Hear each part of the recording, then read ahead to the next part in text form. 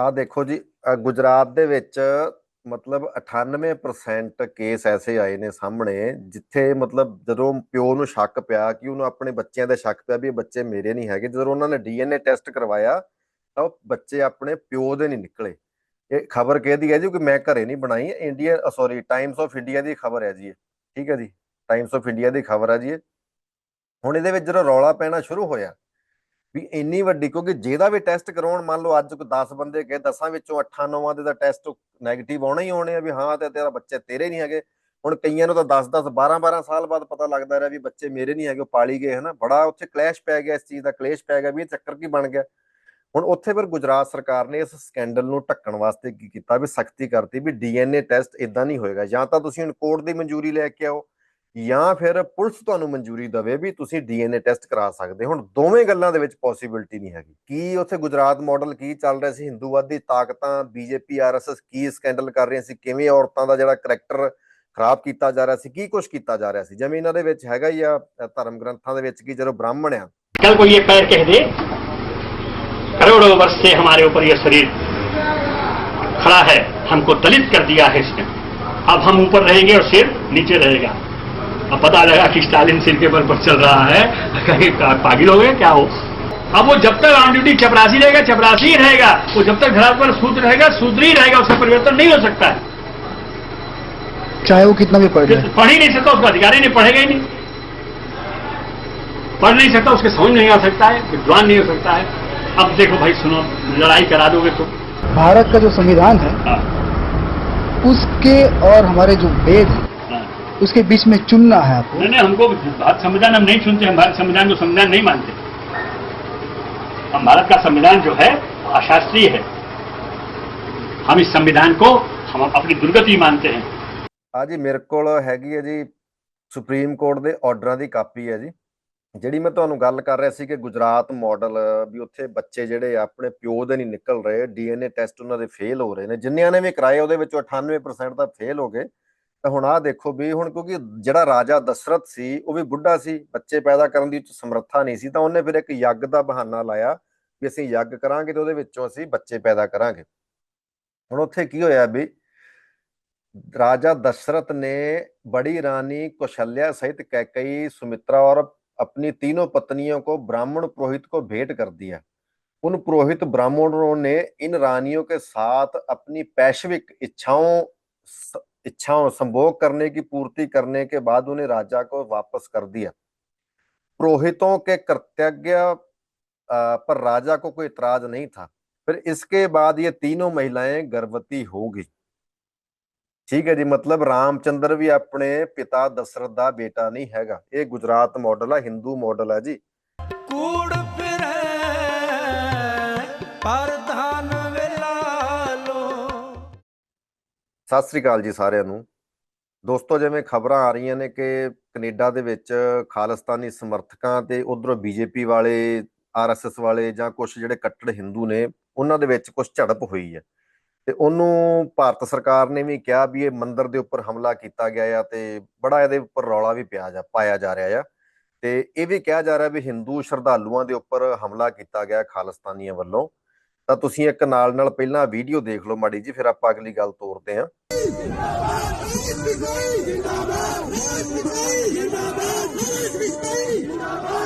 ਹੁਣ ਇੱਥੇ ਹਿੰਦੂਆਂ ਵੱਲੋਂ, ਬੀਜੇਪੀ ਵਾਲਿਆਂ ਵੱਲੋਂ, ਆਰਐਸਐਸ ਦੇ ਸਮਰਥਕਾਂ ਵੱਲੋਂ ਜਾਂ ਆਰਐਸਐਸ ਦੇ ਮੈਂਬਰਾਂ ਵੱਲੋਂ ਹੀ ਲਾਰੈਂਸ ਬਿਸ਼ਨੋਈ ਦੇ ਜਿੰਦਾਬਾਦ ਦੇ ਨਾਅਰੇ ਲਾਏ ਜਾ ਰਹੇ ਆ। ਹੁਣ ਇੱਕ ਪਾਸੇ ਤਾਂ ਹਿੰਦੁਸਤਾਨ ਦੀ ਸਰਕਾਰ ਉਹਨੂੰ ਕ੍ਰਿਮੀਨਲ ਕਹਿ ਰਹੀ ਹੈ, ਉਹਦੇ ਤੇ ਉੱਪਰ ਅਨੇਕਾਂ ਪਰਚੇ ਦਰਜ ਨੇ, ਕਤਲ ਦੇ, ਫਰੌਤੀਆਂ ਲੈਣ ਦੇ, ਹਨਾ, ਹੋਰ ਧਮਕੀਆਂ ਦੇਣ ਦੇ, ਕਈ ਚੀਜ਼ਾਂ ਨੇ ਜਿਹੜੀਆਂ ਉਹ ਲਗਾਤਾਰ ਸਾਰਾ ਕੁਝ ਤੁਹਾਨੂੰ ਪਤਾ ਹੈ। ਦੂਜੇ ਪਾਸੇ ਮੰਦਰਾਂ ਦੇ ਵਿੱਚ ਖਲੋ ਕੇ ਤੇ ਜਿੰਦਾਬਾਦ ਇੱਕ ਗੁੰਡੇ ਦੇ ਨਾਅਰੇ ਲੱਗਣ, ਮਤਲਬ ਇੱਕ ਮੰਦਿਰ ਜਿਹੜਾ ਆ ਗੁੰਡਿਆਂ ਨੂੰ ਸਮਰਪਿਤ ਹੋ ਚੁੱਕਾ ਹੈ। ਤਾਂ ਫਿਰ ਤਾਂ ਹੁਣ ਇਸ ਗੱਲ ਦੇ ਉੱਪਰ ਆਪਾਂ ਕਮੈਂਟ ਕੀ ਕਰ ਸਕਦੇ ਹਾਂ? ਜਿੱਥੇ ਤੁਸੀਂ ਕਹਿੰਦੇ ਵੀ ਸ਼ਰਧਾਲੂਆਂ ਤੇ ਹਮਲਾ ਹੋ ਗਿਆ, ਉਹ ਸ਼ਰਧਾਲੂ ਇੱਕ ਗੁੰਡਿਆਂ ਦੇ ਜਿੰਦਾਬਾਦ ਦੇ ਨਾਅਰੇ ਲਾਉਂਦੇ ਹੋਣ, ਤਾਂ ਉੱਥੇ ਆਪਾਂ ਕੀ ਕਹਿ ਸਕਦੇ ਹਾਂ? ਕੋਈ ਅਗਲੀ ਕੋਈ ਗੱਲ ਹੈਗੀ ਕਿਸੇ ਕੋਲ ਕਹਿਣ ਚੋਗੀ, ਜਾਂ ਕੋਈ ਸ਼ਰਮ ਹੈ ਕਿਸੇ ਨੂੰ ਇਹ ਗੱਲ ਕਰਨ ਲੱਗਿਆ, ਜਾਂ ਮੋਦੀ ਸਾਹਿਬ ਇਸ ਗੱਲ ਦਾ ਜਵਾਬ ਦੇਣਗੇ? ਹੁਣ ਦੂਸਰੀ ਗੱਲ, ਹੁਣ ਆ ਦੇਖੋ, ਤੁਸੀਂ ਇੱਕ ਹੋਰ ਵੀਡੀਓ ਦੇਖ ਲਓ। सुनिए, आज समय आ गया है, आज समय वो आ गया है जब आज हम लोगों को अपने बारे में नहीं, अपने आने वाली संतति के बारे में सोचना पड़ेगा। सबको एक होना पड़ेगा।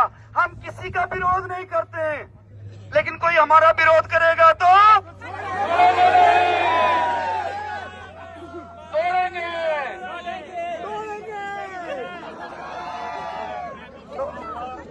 ਹੁਣ ਇਹਦੇ ਵਿੱਚ ਕਿਹਾ ਜਾ ਰਿਹਾ ਵੀ ਤੋੜेंगे ਤੋੜेंगे ਹੈ ਨਾ, ਤੋੜ ਦਾਂਗੇ ਮਾਰ ਦਾਂਗੇ, ਜੋ ਵੀ ਇਹ ਕਹਿ ਰਹੇ ਨੇ। ਹੁਣ ਇਹਨਾਂ ਨੂੰ ਸਵਾਲ ਆ ਵੀ ਤੁਸੀਂ ਕੋਈ ਐਸੀ ਛੈ ਹੈ ਜਿਹੜੀ ਛੱਡੀ ਹੋਵੇ ਜਿਹੜੀ ਤੁਸੀਂ ਨਹੀਂ ਤੋੜੀ? ਲੋਕਾਂ ਦਾ ਭਰੋਸਾ ਤੁਸੀਂ ਤੋੜਿਆ, ਪਹਿਲੀ ਗੱਲ ਤਾਂ। ਇਨਸਾਨਾਂ ਨੂੰ ਤੁਸੀਂ ਵੰਡਿਆ। ਹਿੰਦੁਸਤਾਨ ਦਾ ਬੜਾ ਵੱਡਾ ਤਬਕਾ ਜਿਹੜਾ ਜਿਹਨੂੰ ਤੁਸੀਂ ਚੂੜੇ ਚਮਾਰ ਸ਼ੂਦਰ ਕਹਿ ਕੇ ਹੈ ਨਾ, ਅਛੂਤ ਕਹਿ ਕੇ ਹਜ਼ਾਰਾਂ ਸਾਲ ਤੱਕ ਉਹਨਾਂ ਨੂੰ ਆਪਣੇ ਪੈਰਾਂ ਥੱਲੇ ਰੱਖਿਆ, ਉਹਨਾਂ ਨੂੰ ਪੜ੍ਹਨ ਨਹੀਂ ਦਿੱਤਾ ਗਿਆ। ਅੱਜ ਵੀ ਉਹਨਾਂ ਵਿਚਾਰਿਆਂ ਦੀ ਜਿਹੜੀ ਜ਼ਿੰਦਗੀ ਆ ਨਰਕ ਨਾਲੋਂ, ਉਹਨਾਂ ਵਾਸਤੇ ਹਿੰਦੁਸਤਾਨ ਇੱਕ ਨਰਕ ਦੀ ਭੱਠੀ ਤੁਸੀਂ ਬਣਾ ਕੇ ਰੱਖਿਆ। ਧਰਮ ਕਰਮ ਕਰਨ ਦੀ ਉਹਨਾਂ ਨੂੰ ਇਜਾਜ਼ਤ ਨਹੀਂ ਹੈਗੀ, ਮੰਦਰਾਂ ਵਿੱਚ ਉਹਨਾਂ ਨੂੰ ਜਾਣ ਦੀ ਇਜਾਜ਼ਤ ਨਹੀਂ ਹੈਗੀ। ਜੇ ਸਕੂਲੇ ਜਾਂਦੇ ਆ ਤਾਂ ਉੱਥੇ ਤੁਹਾਡੇ ਟੀਚਰ ਜਿਹੜੇ ਨੇ ਬ੍ਰਾਹਮਣਵਾਦੀ ਟੀਚਰ, ਉਹਨਾਂ ਨੂੰ ਚੂੜੇ ਚਮਾਰ ਹਨਾ ਬੜਾ ਕੁਛ ਉਹਨਾਂ ਨੂੰ ਕਰਦੇ। ਉਹਨਾਂ ਦੇ ਕੋਲੋਂ ਟਾਇਲਟਾਂ ਸਾਫ਼ ਕਰਵਾਈਆਂ ਜਾਂਦੀਆਂ ਨੇ, ਛੋਟੇ ਛੋਟੇ ਬੱਚਿਆਂ ਕੋਲੋਂ, 7-7 8-8 ਸਾਲ ਦੇ ਬੱਚਿਆਂ ਕੋਲੋਂ, ਲੜਕੀਆਂ ਕੋਲੋਂ ਮਤਲਬ ਟਾਇਲਟਾਂ ਸਾਫ਼ ਕਰਵਾਈਆਂ ਜਾਂਦੀਆਂ ਨੇ। ਫਿਰ ਉਹਨਾਂ ਦੇ ਜਿਹੜੇ ਟਾਇਲਟ ਨੇ ਉਹ ਵੱਖਰੇ ਬਣਾਏ ਹੋਏ ਆ, ਤੇ ਜਿਹੜੀ ਉੱਚੀ ਜਾਤ ਵਾਲਿਆਂ ਦੇ ਉਹ ਵੱਖਰੇ ਬਣਾਏ ਹੋਏ ਆ। ਹੋਰ ਤੁਸੀਂ ਤੋੜਨ ਵਾਲੀ ਸ਼ੈ ਕਿਹੜੀ ਰਹਿ ਗਈ? ਇਹ ਦੱਸਿਆ ਜਾਵੇ ਪਹਿਲਾਂ ਤੇ। ਫਿਰ ਤੁਸੀਂ ਬੜੀਆਂ ਇੰਟਰਸਟਿੰਗ ਗੱਲਾਂ ਹੁਣ ਦੇਖ ਲਓ ਤੁਸੀਂ ਅੱਗੇ ਜਾ ਕੇ, ਫਿਰ ਤੁਸੀਂ ਕਹਿਣਾ ਵੀ ਅਸੀਂ ਹੋਰ ਗੱਲਾਂ ਕਰਦੇ ਆ, ਪਰ ਆਹ ਨਾਲ ਨਾਲ ਫੈਕਟ ਦੇਖਿਓ, ਇਹਦੇ ਵਿੱਚ ਕੋਈ ਝੂਠ ਨਹੀਂ ਹੈਗਾ। ਪਹਿਲਾਂ ਗੱਲਾਂ ਦੇਖ ਲਓ, ਫਿਰ ਆਪਾਂ ਅਗਲੀਆਂ ਗੱਲਾਂ ਬੜੀਆਂ ਇੰਟਰਸਟਿੰਗ ਤੁਹਾਨੂੰ ਦਿਖਾਉਂਦੇ ਅੱਜ। ਆਹ ਦੇਖੋ ਜੀ, ਗੁਜਰਾਤ ਦੇ ਵਿੱਚ ਮਤਲਬ 98% ਕੇਸ ਐਸੇ ਆਏ ਨੇ ਸਾਹਮਣੇ ਜਿੱਥੇ ਮਤਲਬ ਜਦੋਂ ਪਿਓ ਨੂੰ ਸ਼ੱਕ ਪਿਆ ਕਿ ਉਹਨੂੰ ਆਪਣੇ ਬੱਚਿਆਂ ਦਾ ਸ਼ੱਕ ਪਿਆ ਵੀ ਇਹ ਬੱਚੇ ਮੇਰੇ ਨਹੀਂ ਹੈਗੇ, ਜਦੋਂ ਉਹਨਾਂ ਨੇ DNA ਟੈਸਟ ਕਰਵਾਇਆ ਤਾਂ ਉਹ ਬੱਚੇ ਆਪਣੇ ਪਿਓ ਦੇ ਨਹੀਂ ਨਿਕਲੇ। ਇਹ ਖਬਰ ਕਿਹਦੀ ਹੈ ਜੀ? ਕਿ ਮੈਂ ਘਰੇ ਨਹੀਂ ਬਣਾਈ, ਟਾਈਮਸ ਆਫ ਇੰਡੀਆ ਦੀ ਖਬਰ ਹੈ ਜੀ ਇਹ, ਠੀਕ ਹੈ ਜੀ, ਟਾਈਮਸ ਆਫ ਇੰਡੀਆ ਦੀ ਖਬਰ ਹੈ ਜੀ ਇਹ। ਹੁਣ ਇਹਦੇ ਵਿੱਚ ਜਦੋਂ ਰੌਲਾ ਪੈਣਾ ਸ਼ੁਰੂ ਹੋਇਆ ਵੀ ਇੰਨੀ ਵੱਡੀ, ਕਿਉਂਕਿ ਜਿਹਦਾ ਵੀ ਟੈਸਟ ਕਰਾਉਣ, ਮੰਨ ਲਓ ਅੱਜ ਕੋਈ 10 ਬੰਦੇ ਗਏ, 10 ਵਿੱਚੋਂ 8-9 ਦੇ ਤਾਂ ਟੈਸਟ ਨੈਗੇਟਿਵ ਆਉਣੇ ਹੀ ਆਉਣੇ ਆ ਵੀ ਹਾਂ ਤੇ ਤੇਰਾ ਬੱਚੇ ਤੇਰੇ ਨਹੀਂ ਹੈਗੇ। ਹੁਣ ਕਈਆਂ ਨੂੰ ਤਾਂ 10-10 12-12 ਸਾਲ ਬਾਅਦ ਪਤਾ ਲੱਗਦਾ ਰਿਹਾ ਵੀ ਬੱਚੇ ਮੇਰੇ ਨਹੀਂ ਹੈਗੇ, ਉਹ ਪਾਲੀ ਗਏ ਹਨਾ। ਬੜਾ ਉੱਥੇ ਕਲੈਸ਼ ਪੈ ਗਿਆ, ਇਸ ਚੀਜ਼ ਦਾ ਕਲੇਸ਼ ਪੈ ਗਿਆ ਵੀ ਇਹ ਚੱਕਰ ਕੀ ਬਣ ਗਿਆ। ਹੁਣ ਉੱਥੇ ਫਿਰ ਗੁਜਰਾਤ ਸਰਕਾਰ ਨੇ ਇਸ ਸਕੈਂਡਲ ਨੂੰ ਢੱਕਣ ਵਾਸਤੇ ਕੀ ਕੀਤਾ ਵੀ ਸਖਤੀ ਕਰਤੀ ਵੀ DNA ਟੈਸਟ ਇਦਾਂ ਨਹੀਂ ਹੋਏਗਾ, ਜਾਂ ਤਾਂ ਤੁਸੀਂ ਹੁਣ ਕੋਰਟ ਦੀ ਮਨਜ਼ੂਰੀ ਲੈ ਕੇ ਆਓ ਜਾਂ ਫਿਰ ਪੁਲਿਸ ਤੁਹਾਨੂੰ ਮਨਜ਼ੂਰੀ ਦੇਵੇ ਵੀ ਤੁਸੀਂ DNA ਟੈਸਟ ਕਰਾ ਸਕਦੇ। ਹੁਣ ਦੋਵੇਂ ਗੱਲਾਂ ਦੇ ਵਿੱਚ ਪੋਸੀਬਿਲਿਟੀ ਨਹੀਂ ਹੈਗੀ। ਤੁਹਾਨੂੰ ਪਤਾ ਪੁਲਿਸ ਦਾ ਰਵੱਈਆ ਕੀ ਹੁੰਦਾ ਹੈ ਇੰਡੀਆ ਦੇ ਵਿੱਚ, ਖਾਸ ਕਰਕੇ ਗੁਜਰਾਤ ਵਰਗੀ ਸਟੇਟ ਦੇ ਵਿੱਚ। ਤੇ ਦੂਸਰਾ ਅਦਾਲਤਾਂ ਦਾ ਰਵੱਈਆ ਤਾਂ ਵੈਸੇ ਤੁਹਾਨੂੰ ਪਤਾ ਰਵੱਈਆ ਕਿ ਉੱਥੇ ਵੈਸੇ ਓਵਰਫਲੋ ਕੰਮ ਹੋਇਆ ਪਿਆ, ਇੰਨਾ ਵਰਕਲੋਡ ਆ ਵੀ ਕੰਮ ਹੋ ਹੀ ਨਹੀਂ ਸਕਦਾ। ਤੇ ਉੱਥੇ ਇਨਸਾਫ, ਜਿਹੜੇ ਤਾਂ ਜੇਲ੍ਹਾਂ 'ਚ ਬੈਠੇ ਉਹਨਾਂ ਨੂੰ ਜ਼ਮਾਨਤਾਂ ਨਹੀਂ ਮਿਲ ਰਹੀਆਂ ਬੇਕਸੂਰਾਂ ਨੂੰ, ਤੇ ਉੱਥੇ ਹੁਣ ਬੰਦਾ ਜਾ ਕੇ ਕਵੇ ਕਿ ਮੈਨੂੰ ਦੀ ਆ ਮੈਂ DNA ਟੈਸਟ ਕਰਾਉਣਾ ਤੇ ਮੈਨੂੰ ਪਰਮਿਸ਼ਨ ਦਿੱਤੀ ਜਾਵੇ, ਤੁਹਾਨੂੰ ਕਈ ਸਾਲ ਲੱਗ ਜਾਣੇ। ਜੇ ਮੰਨ ਲਓ ਕਿਸੇ ਦਾ ਬੱਚਾ 10-12 ਸਾਲ ਦਾ ਹੋ ਗਿਆ ਤੇ ਅੱਗੋਂ 10 ਸਾਲ ਬਾਅਦ ਉਹਨੂੰ ਪਰਮਿਸ਼ਨ ਨਹੀਂ ਮਿਲਣੀ ਹੈ ਤੇ ਫਿਰ ਉਹਦਾ ਅਗਲੇ ਨੂੰ ਭਾਵੇਂ ਨੇਚਰ 'ਚ ਮਰ ਮੁਰ ਜਾਵੇ। ਸੋ ਇਹ ਇੱਕ ਸਕੈਂਡਲ ਢੱਕਣ ਵਾਸਤੇ ਗੁਜਰਾਤ ਸਰਕਾਰ ਨੇ ਇਹ ਕੀਤਾ ਸੀ। ਹੁਣ ਇਹ ਮਤਲਬ ਇੰਨੇ ਵੱਡੇ ਤਰੀਕੇ ਨਾਲ ਧੋਖਾਧੜੀ, ਮਤਲਬ ਬੱਚੇ ਹੀ ਉਹਦੇ ਪਿਓ ਦੇ ਨਾ ਹੋਣ, ਇਹ ਕਿਵੇਂ ਸੰਭਵ ਆ? ਠੀਕ ਹੈ ਜੀ। ਹੁਣ ਕੀ ਉੱਥੇ ਗੁਜਰਾਤ ਮਾਡਲ ਕੀ ਚੱਲ ਰਿਹਾ ਸੀ? ਹਿੰਦੂਵਾਦੀ ਤਾਕਤਾਂ, BJP RSS ਕੀ ਸਕੈਂਡਲ ਕਰ ਰਹੀਆਂ ਸੀ? ਕਿਵੇਂ ਔਰਤਾਂ ਦਾ ਜਿਹੜਾ ਕਰੈਕਟਰ ਖਰਾਬ ਕੀਤਾ ਜਾ ਰਿਹਾ ਸੀ? ਕੀ ਕੁਛ ਕੀਤਾ ਜਾ ਰਿਹਾ ਸੀ? ਜਿਵੇਂ ਇਹਨਾਂ ਦੇ ਵਿੱਚ ਹੈਗਾ ਹੀ ਆ ਧਰਮ ਗ੍ਰੰਥਾਂ ਦੇ ਵਿੱਚ ਕਿ ਜਦੋਂ ਬ੍ਰਾਹਮਣ ਆ ਉਹ ਜਿਹੜੇ ਮਰਜ਼ੀ ਵਰਗ ਦੀ ਔਰਤ ਨਾਲ ਵਿਆਹ ਕਰਾ ਲੇ, ਜਦੋਂ ਉਹਦੀ ਕਾਮ ਪੁਸ਼ਟੀ ਨਹੀਂ ਹੁੰਦੀ ਤਾਂ ਉਹ ਵੈਸੇ ਵੀ ਸ਼ੌਕੀਆ ਤੌਰ ਤੇ ਰੱਖ ਸਕਦਾ। ਅੱਗੇ ਮੈਂ ਤੁਹਾਨੂੰ ਸਬੂਤ ਵੀ ਦਿੰਦਾ ਇਸ ਚੀਜ਼ ਦੇ। ਔਰ ਸ਼ੌਕੀਆ ਤੌਰ ਤੇ ਬ੍ਰਾਹਮਣ ਜਨਾਨੀਆਂ ਰੱਖ ਸਕਦਾ ਹੈ, ਖੱਤਰੀਆਂ ਦੀ ਰੱਖੇ, ਸ਼ੂਦਰਾਂ ਦੀ ਰੱਖੇ, ਵੈਸ਼ੇ ਦੀ ਰੱਖੇ, ਲੇਕਿਨ ਜਿਹੜੇ ਆ ਦੂਸਰੇ ਵਰਗ ਉਹ ਬ੍ਰਾਹਮਣ ਦੀ ਜਨਾਨੀ ਨਹੀਂ ਰੱਖ ਸਕਦੇ। ਹੁਣ ਜੇ ਇੰਨੇ ਵੱਡੇ ਲੈਵਲ ਤੇ ਧੋਖਾਧੜੀ ਹੋ ਰਹੀ ਆ ਜਾਂ ਔਰਤਾਂ ਦਾ ਜਿਹੜਾ ਕਰੈਕਟਰ ਅਸੈਸੀਨੇਸ਼ਨ ਹੋ ਰਿਹਾ, ਔਰਤਾਂ ਆਪਣੇ ਕਿਰਦਾਰ ਤੋਂ ਡਿੱਗ ਰਹੀਆਂ ਨੇ, ਆਪਣੇ ਘਰ ਵਾਲਿਆਂ ਨਾਲ, ਆਪਣੇ ਪਰਿਵਾਰਾਂ ਨਾਲ ਧੋਖਾ ਕਰ ਰਹੀਆਂ ਨੇ, ਤਾਂ ਇਹਦੇ ਪਿੱਛੇ ਕੀ ਸਾਜ਼ਿਸ਼ ਹੋ ਸਕਦੀ ਹੈ? ਇਹ ਹੁਣ ਇਹੀ ਗੁਜਰਾਤ ਸਰਕਾਰ ਹੀ ਦੱਸੇ। ਹੁਣ ਜਿਸ ਹਿਸਾਬ ਨਾਲ ਇਹਨਾਂ ਨੇ ਪਰਦਾ ਪਾਇਆ ਉਸ ਚੀਜ਼ ਦੇ ਉੱਪਰ, ਇਹਦਾ ਮਤਲਬ ਕੁਛ ਨਾ ਕੁਛ ਦਾਲ ਦੇ ਵਿੱਚ ਬਹੁਤ ਵੱਡੇ ਵੱਡੇ ਜਿਹੜੇ ਕਾਲੇ ਧੱਬੇ ਸੀ ਉਹ ਹੈਗੇ ਸੀ। ਹੁਣ ਦੂਸਰੀ ਗੱਲ ਤੁਸੀਂ ਦੇਖੋ, ਗੁਜਰਾਤ ਦਾ ਹੀ ਮਾਡਲ ਆਪਾਂ ਲੈਨੇ ਹੋਰ। ਆ ਪੈਰਾ ਮੈਂ ਹਾਈਲਾਈਟ ਕੀਤਾ ਹੋਇਆ ਜੀ। ਹੁਣ ਇਹਦੇ ਵਿੱਚ ਦੱਸਿਆ ਗਿਆ ਕਿ ਗੁਜਰਾਤ ਦੇ ਵਿੱਚ ਹਮੇਸ਼ਾ ਹੀ ਜਿਹੜੀਆਂ ਨੇ ਅਦ੍ਰਿਸ਼ ਅਣਦਿਸ ਦੀਆਂ ਤਾਕਤਾਂ, ਅਣਦਿਸ ਦੀਆਂ ਅੱਖਾਂ, ਅਣਦਿਸ ਦੀ ਸ਼ਕਤੀ ਜਿਹੜੀ ਹਮੇਸ਼ਾ ਬੜੇ ਸਖਤ ਪਹਿਰੇ ਹੇਠ ਜਿਹੜੇ ਲੋਕ ਉੱਥੇ ਰਹਿੰਦੇ ਨੇ, ਖਾਸ ਕਰਕੇ ਪੱਤਰਕਾਰ, ਪੁਲਿਸ ਵਾਲੇ ਸਾਰੇ ਹਨਾ, ਅਫਸਰ ਵੀ। ਹੁਣ ਇਹਦੇ ਵਿੱਚ ਦੇਖੋ ਵੀ ਆ ਸਾਰਾ ਕੁਝ ਲਿਖਿਆ ਵੀ ਤੁਸੀਂ ਜਿਹੜਾ ਆ ਡਰ ਦੇ ਵਿੱਚ ਰਹਿੰਦੇ ਹੋ ਵੀ ਤੁਸੀਂ ਕੋਈ ਨਾ ਕੋਈ ਬੰਦਾ ਤੁਹਾਨੂੰ ਫੋਲੋ ਕਰ ਰਿਹਾ, ਤੁਹਾਡੇ ਫੋਨ ਜਿਹੜੇ ਨੇ ਟੈਪ ਹੋ ਰਹੇ ਨੇ ਹਨਾ। ਅੱਗੇ ਦੇਖੋ ਜੀ ਆ ਲਿਖਿਆ ਜੀ, ਹਰ ਇੱਕ ਬਿਊਰੋਕਰੈਟ ਗੁਜਰਾਤ ਦੇ ਵਿੱਚ ਉਹਨੇ ਕਈ ਫੋਨ ਰੱਖੇ ਨੇ, ਉਹਨੇ ਇੱਕ ਤੋਂ ਵੱਧ ਫੋਨ ਰੱਖੇ, 2 ਜਾਂ 3 4 ਫੋਨ ਰੱਖੇ ਹੁੰਦੇ। ਫਿਰ ਅਕਸਰ ਉਹ ਕੋਡ ਵਰਡ ਦੇ ਵਿੱਚ ਗੱਲ ਕਰਦੇ, ਪ੍ਰੋਪਰ ਫੋਨ ਤੇ ਗੱਲ ਨਹੀਂ ਕਰ ਸਕਦੇ। ਜਿਹੜੇ ਪੱਤਰਕਾਰ ਨੇ ਉਹ ਵੀ ਜਿਹੜੇ ਆਪਣੀ ਸਟੋਰੀ ਜਿਹੜੀ ਆ ਕੋਈ ਵੀ ਡਿਸਕਸ਼ਨ ਕਰਨੀ ਹੁੰਦੀ ਫੋਨ ਦੇ ਉੱਪਰ ਨਹੀਂ ਕਰਦੇ ਹਨਾ। ਤੇ ਆ ਅੱਗੇ ਦੇਖੋ ਜਿਹੜੇ ਪੋਲੀਟੀਕਲ ਆਪੋਜੀਸ਼ਨ ਵਾਲੇ ਆ, ਬੀਜੇਪੀ ਦੇ ਐਂਟੀ ਬੰਦੇ ਹੋਣਗੇ, ਆਰਐਸਐਸ ਦੇ, ਉਹ ਵੀ ਸਾਰੇ ਬੰਦੇ ਜਿਹੜੇ ਆ ਉਹਦੇ ਵਿੱਚ ਹੈਗੇ ਆ ਵੀ ਮੋਨੀਟਰ ਕੀਤੇ ਜਾ ਰਹੇ ਆ। ਜੱਜ ਨੇ, ਜੁਡੀਸ਼ਰੀ ਵਾਲੇ ਬੰਦੇ ਵੀ ਸਾਰੇ ਮੋਨੀਟਰ ਕੀਤੇ ਜਾ ਰਹੇ, ਉਹਨਾਂ ਬੜੀ ਨਿਗਰਾਨੀ, ਸਖਤ ਨਿਗਰਾਨੀ ਹੇਠ ਰੱਖੇ ਜਾ ਰਿਹਾ ਗੁਜਰਾਤ ਸਰਕਾਰ ਵੱਲੋਂ, ਤਾਂ ਕਿ ਇਹਨਾਂ ਦਾ ਜਿਹੜਾ ਕੱਚਾ ਭਾਂਡਾ, ਜਿਹੜਾ ਚਿੱਠਾ ਦੁਨੀਆ ਦੇ ਸਾਹਮਣੇ ਨੰਗਾ ਨਾ ਹੋ ਜੇ। ਇਹ ਪਤਾ ਨਹੀਂ ਅੰਦਰ ਖਾਤੇ ਕੀ ਕਰ ਰਹੇ ਨੇ। ਜੇ ਇੱਕ ਖਬਰ ਮੈਨੂੰ ਬੜੀ ਪੁਰਾਣੀ, ਬੜੀ ਮੁਸ਼ਕਲ ਨਾਲ ਖਬਰ ਲੱਭੀ ਹੈ, 2014 ਦੀ ਹੈ, ਮੈਂ ਕਾਫੀ ਟਾਈਮ ਦਾ ਸਰਚ ਕਰ ਰਿਹਾ, ਚਲੋ ਲੱਭ ਗਈ ਮੈਨੂੰ। ਤੇ ਮਤਲਬ ਹੁਣ ਕਿੰਨਾ ਕੁਛ ਉੱਥੇ ਦੱਬ ਰਹੇ, ਹੁਣ ਚੀਜ਼ਾਂ ਵਧੀਆਂ ਘਟੀਆਂ ਕੀ ਕੁਛ ਇਹ ਕਰ ਰਹੇ ਨੇ ਤਾਂ ਇਹ ਦੱਸ ਸਕਦੇ, ਕਿਉਂਕਿ ਇਹਨਾਂ ਦੇ ਧਰਮ ਗ੍ਰੰਥਾਂ ਵਿੱਚ ਚੀਜ਼ਾਂ ਹੈਗੀਆਂ ਨੇ। ਹੁਣ ਅਗਲੀ ਗੱਲ ਦੇਖੋ ਤੁਸੀਂ, ਨਾਲ ਦੀ ਨਾਲ ਪਹਿਲਾਂ ਮੈਂ ਤੁਹਾਨੂੰ ਉਸ ਤੋਂ ਇੱਕ ਚੀਜ਼ ਦਿਖਾ ਦਾਂ। ਆ ਜੀ ਮੇਰੇ ਕੋਲ ਹੈਗੀ ਹੈ ਜੀ ਸੁਪਰੀਮ ਕੋਰਟ ਦੇ ਆਰਡਰਾਂ ਦੀ ਕਾਪੀ ਹੈ ਜੀ, ਠੀਕ ਹੈ ਜੀ। ਇਹ ਜਿਹੜੀ ਅੱਗੇ ਜਾ ਕੇ ਮੈਂ ਸੱਚੀ ਰਮਾਇਣ ਦੀ ਗੱਲ ਕਰਨ ਜਾ ਰਿਹਾ, ਪੁਸਤਕ ਦੀ, ਕਿਤਾਬ ਦੀ, ਗ੍ਰੰਥ ਦੀ, ਉਹ ਸੁਪਰੀਮ ਕੋਰਟ ਤੋਂ ਕੇਸ ਜਿੱਤੇ ਹੋਏ ਨੇ। ਆ ਸਾਰੀ ਜੱਜਮੈਂਟ ਆ ਜੀ। ਜਿਹਦੇ ਢਿੱਡ ਪੀੜ ਹੋਈ ਉਹ ਮੇਰੇ ਕੋਲ ਫੋਨ ਕਰਕੇ, ਈਮੇਲ ਕਰਵਾ ਲੇ, WhatsApp ਕਰਵਾ ਲੇ, ਮੈਂ ਇਹਨੂੰ ਦੇ ਦੂੰਗਾ, ਕੋਈ ਗੱਲ ਨਹੀਂ ਇਹੋ ਜਿਹੀ, ਠੀਕ ਹੈ ਜੀ। ਸਾਰੀ ਜੱਜਮੈਂਟ ਆ 10 ਪੇਜਾਂ ਦੀ, ਪੜ੍ਹ ਲਿਓ। ਇਹ ਕੀ ਹੋਇਆ ਸੀ ਜਦੋਂ ਇਹਨਾਂ ਦੀਆਂ ਕਰਤੂਤਾਂ ਨੰਗੀਆਂ ਹੋਣ ਲੱਗੀਆਂ ਸੱਚੀ ਰਮਾਇਣ ਕਰਕੇ, ਤਾਂ ਸਰਕਾਰ ਨੇ ਉਸ ਕਿਤਾਬ ਦੇ ਉੱਪਰ ਪਾਬੰਦੀ ਲਾਤੀ, ਸੱਚੀ ਰਮਾਇਣ ਦੇ ਉੱਪਰ। ਤਾਂ ਉਹ ਬੰਦੇ ਫਿਰ ਪਹੁੰਚ ਕੇ ਪਹਿਲਾਂ ਇਲਾਹਾਬਾਦ ਹਾਈ ਕੋਰਟ ਦੇ ਵਿੱਚ ਪਹੁੰਚੇ, ਉੱਥੋਂ ਕੇਸ ਜਿੱਤ ਕੇ ਫਿਰ ਸੁਪਰੀਮ ਕੋਰਟ ਆਏ। ਸੁਪਰੀਮ ਕੋਰਟ ਨੇ ਤਾਂ ਸਰਕਾਰ ਦੀ ਐਪਲੀਕੇਸ਼ਨ ਹੀ ਖਾਰਜ ਕਰਤੀ ਕਿ ਨਹੀਂ, ਅਸੀਂ ਇਹਨੂੰ ਐਂਟਰਟੇਨ ਨਹੀਂ ਕਰਨਾ। ਸੋ ਉਹ ਕਿਤਾਬ ਜਿਹੜੀ ਆ ਧੜਾ ਧੜ ਵਿਕਦੀ ਆ। ਉਹ ਮੈਂ ਤੁਹਾਨੂੰ ਉਹਦੇ ਦਰਸ਼ਨ ਕਰਾਉਣਾ ਆ, ਥੋੜਾ ਜਿਹਾ ਇਹਨਾਂ ਦੀਆਂ ਕਰਤੂਤਾਂ ਦੇਖ ਲਓ। ਜਿਹੜੇ ਕਹਿੰਦੇ ਵੀ ਤੋੜ ਦਾਂਗੇ, ਮਰੋੜ ਦਾਂਗੇ, ਇਹਨਾਂ ਨੇ ਸਾਰਾ ਕੁਝ ਹੀ ਤੋੜਿਆ ਹੋਇਆ ਨਾ, ਛੱਡਿਆ ਕੀ ਆ। ਹੁਣ ਤੁਸੀਂ ਆਹ ਚੀਜ਼ਾਂ ਦੇਖੋ ਜੀ। ਅੱਗੇ ਆ ਜੀ ਕਿਤਾਬ ਦਾ ਮਤਲਬ ਜਿਹੜਾ ਫਰੰਟ ਪੇਜ ਹੁੰਦਾ, ਸਭ ਤੋਂ ਜਿਹੜਾ ਬਾਹਰਲਾ ਕਵਰ ਪੇਜ ਹੁੰਦਾ ਆ, ਉਹ ਪੇਜ ਆ ਜੀ। ਹੁਣ ਅੱਗੇ ਆਪਾਂ ਚੱਲਦੇ ਹਾਂ ਜੀ ਇਹਨਾਂ ਦੀਆਂ ਕਰਤੂਤਾਂ ਲੈ ਕੇ। ਇਹ ਕਿਤਾਬ ਨੂੰ ਲੈ ਕੇ ਨਾ ਪਹਿਲਾਂ ਬੀਜੇਪੀ 2007 ਦੇ ਵਿੱਚ, ਬੀਜੇਪੀ ਤੇ ਆਰਐਸਐਸ ਵਿੱਚ, ਸੌਰੀ ਬਸਪਾ ਦੇ ਵਿੱਚ, ਬਹੁਜਨ ਸਮਾਜ ਪਾਰਟੀ ਵਿੱਚ ਕਾਫੀ ਕਲੇਸ਼ ਵੀ ਪਿਆ ਰਿਹਾ ਸੀ ਇਸ ਚੀਜ਼ ਨੂੰ ਲੈ ਕੇ। ਤਾਂ ਫਿਰ ਉਹ ਚਲੋ ਹੁਣ ਕਿਉਂਕਿ ਜਦੋਂ ਸੁਪਰੀਮ ਕੋਰਟ ਨੇ ਮਨਜ਼ੂਰੀ ਦੇ ਦਿੱਤੀ ਤਾਂ ਫਿਰ ਕੋਈ ਕਰ ਵੀ ਕੀ ਸਕਦਾ ਆ। ਹੁਣ ਅੱਗੇ ਅੱਗੇ ਆਪਾਂ ਗੱਲਾਂ ਕਰਦੇ ਨੇ, ਸਾਰਾ ਕੁਝ ਤੁਹਾਨੂੰ ਦਿਖਾਉਂਦੇ ਅੱਜ ਵੀ ਕਿਵੇਂ ਇਹ ਲੋਕ ਬਦਮਾਸ਼ੀਆਂ ਕਰਦੇ ਨੇ, ਕਿਵੇਂ ਇਹਨਾਂ ਲੋਕਾਂ ਦਾ ਕਰੈਕਟਰ ਜਿਹੜਾ ਆ ਉਹ ਗੰਦਾ ਆ। ਆਹ ਤੁਸੀਂ ਇੱਕ ਨਾਲ ਨਾਲ ਹੋਰ ਦੇਖ ਲਓ ਵੀ 1 ਅਗਸਤ 1956 ਨੂੰ ਮਤਲਬ ਇੱਕੋ ਦਿਨ ਦੇ ਵਿੱਚ ਰਾਮ ਚੰਦਰ ਦੀਆਂ ਹਜ਼ਾਰਾਂ ਤਸਵੀਰਾਂ ਜਿਹੜੀਆਂ ਸੀ ਸਾੜੀਆਂ ਗਈਆਂ ਸੀ, ਤਾਂ ਕਿ ਰਾਮ ਚੰਦਰ ਦਾ ਜਿਹੜਾ ਭਗਤੀ ਭਾਵ ਲੋਕਾਂ ਦੇ ਵਿੱਚ, ਬ੍ਰਾਹਮਣਾਂ ਨੇ ਇੱਕ ਥੋਪਿਆ ਹੋਇਆ, ਉਹਨੂੰ ਕੱਢਿਆ ਜਾ ਸਕੇ ਤਾਮਿਲਨਾਡੂ ਦੇ ਲੋਕਾਂ ਦੇ ਵਿੱਚ, ਠੀਕ ਹੈ ਜੀ। ਇਹ ਕੁਝ ਵੀ ਇੱਥੇ ਹੋਇਆ ਹੈ, ਇਹ ਸਾਰਾ ਕੁਝ ਇਹਦੇ ਵਿੱਚ ਮੈਂਸ਼ਨ ਹੈ। ਅੱਗੇ ਤੁਸੀਂ ਪੜ੍ਹੋ ਮਾੜਾ ਜਿਹਾ। ਹੁਣ ਇਸੇ ਰਮਾਇਣ ਦੇ ਵਿੱਚ ਲਿਖਿਆ ਹੋਇਆ ਜੀ ਕਿ ਜਿਹੜੀ ਮੈਂ ਤੁਹਾਨੂੰ ਗੱਲ ਕਰ ਰਿਹਾ ਸੀ ਕਿ ਗੁਜਰਾਤ ਮਾਡਲ, ਵੀ ਉੱਥੇ ਬੱਚੇ ਜਿਹੜੇ ਆਪਣੇ ਪਿਓ ਦੇ ਨਹੀਂ ਨਿਕਲ ਰਹੇ, DNA ਟੈਸਟ ਉਹਨਾਂ ਦੇ ਫੇਲ ਹੋ ਰਹੇ ਨੇ। ਜਿੰਨਿਆਂ ਨੇ ਵੀ ਕਰਾਏ ਉਹਦੇ ਵਿੱਚੋਂ 98% ਤਾਂ ਫੇਲ ਹੋ ਗਏ। ਤਾਂ ਹੁਣ ਆਹ ਦੇਖੋ ਵੀ ਹੁਣ ਕਿਉਂਕਿ ਜਿਹੜਾ ਰਾਜਾ ਦਸ਼ਰਥ ਸੀ ਉਹ ਵੀ ਬੁੱਢਾ ਸੀ, ਬੱਚੇ ਪੈਦਾ ਕਰਨ ਦੀ ਸਮਰੱਥਾ ਨਹੀਂ ਸੀ, ਤਾਂ ਉਹਨੇ ਫਿਰ ਇੱਕ ਯੱਗ ਦਾ ਬਹਾਨਾ ਲਾਇਆ ਵੀ ਅਸੀਂ ਯੱਗ ਕਰਾਂਗੇ ਤੇ ਉਹਦੇ ਵਿੱਚੋਂ ਅਸੀਂ ਬੱਚੇ ਪੈਦਾ ਕਰਾਂਗੇ। ਹੁਣ ਉੱਥੇ ਕੀ ਹੋਇਆ ਵੀ राजा दशरथ ने बड़ी रानी कौशल्या सहित कैकेयी, सुमित्रा और अपनी तीनों पत्नियों को ब्राह्मण पुरोहित को भेंट कर दिया। उन पुरोहित ब्राह्मणों ने इन रानियों के साथ अपनी पैशविक इच्छाओं संभोग करने की पूर्ति करने के बाद उन्हें राजा को वापस कर दिया। पुरोहितों के कृतज्ञ पर राजा को कोई इतराज नहीं था, ठीक है जी। मतलब राजा दशरथ ने, मतलब रामचंद्र के पिता ने अपनी तिन्ने पत्नियां इनकलूडिंग रामचंद्र की सकी मां जिहड़ी सी, सतीलियां मावां भी, मतरियां मावां भी ते उहदी सकी मां भी, रामचंद्र के प्यो ने ब्राह्मणों नूं, 3 ब्राह्मणों नूं दान रात वास्ते, एक रात वास्ते छड़तियां भी तुसीं जो मर्जी कर लो। ते ब्राह्मणों ने फिर कीता भी उन्हां दे नाल, ते प्यो नूं कोई इतराज नहीं सी क्योंकि उहनूं बच्चा चाहीदा सी। फिर इसके बाद ये तीनों महिलाएं गर्भवती हो गई, ठीक है जी। मतलब रामचंद्र भी अपने पिता दशरथ का बेटा नहीं हैगा। ये गुजरात मॉडल है, हिंदू मॉडल है जी। और तुसीं की तोड़ना चाहुंदे हो स्वामी जी, ਜਿਹੜੇ ਬਾਹਰ ਕੈਨੇਡਾ 'ਚ ਬੈਠੇ ਹੋ, ਕੋਈ ਰਹਿ ਗਈ ਛਾਇਆ ਤੁਹਾਡੀ ਤੋੜਨ ਵਾਲੀ ਜਿਹੜੀ ਤੁਸੀਂ ਨਹੀਂ ਤੋੜੀ? ਆਹ ਦੇਖ ਲਓ ਜੀ।